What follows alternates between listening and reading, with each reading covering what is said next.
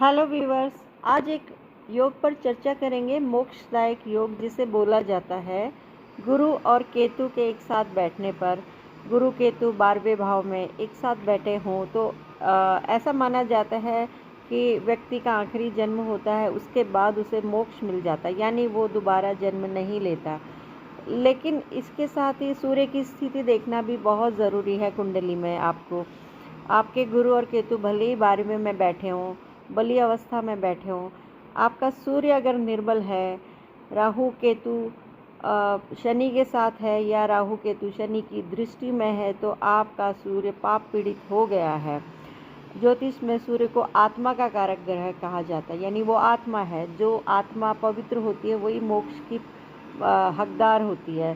तो जब तक आत्मा पवित्र नहीं होगी, यानी सूर्य बिल्कुल शुभ अवस्था में नहीं होगा, तब तक आप मोक्ष के भागी नहीं हो सकते हैं।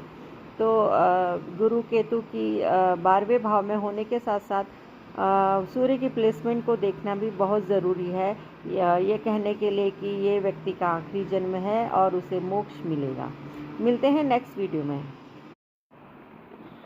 हेलो व्यूअर्स, आज एक योग पर चर्चा करेंगे। मोक्षदायक योग जिसे बोला जाता है।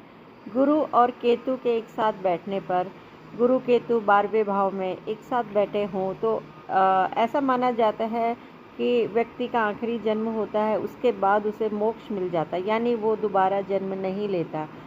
लेकिन इसके साथ ही सूर्य की स्थिति देखना भी बहुत ज़रूरी है। कुंडली में आपके गुरु और केतु भले ही 12वें में बैठे हों, बली अवस्था में बैठे हों, आपका सूर्य अगर निर्बल है, राहु केतु शनि के साथ है या राहु केतु शनि की दृष्टि में है, तो आपका सूर्य पाप पीड़ित हो गया है।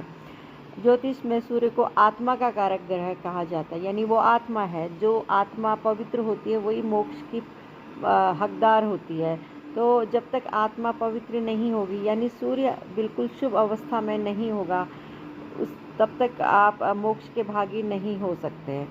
तो गुरु केतु की 12वें भाव में होने के साथ साथ सूर्य की प्लेसमेंट को देखना भी बहुत ज़रूरी है, ये कहने के लिए कि ये व्यक्ति का आखिरी जन्म है और उसे मोक्ष मिलेगा।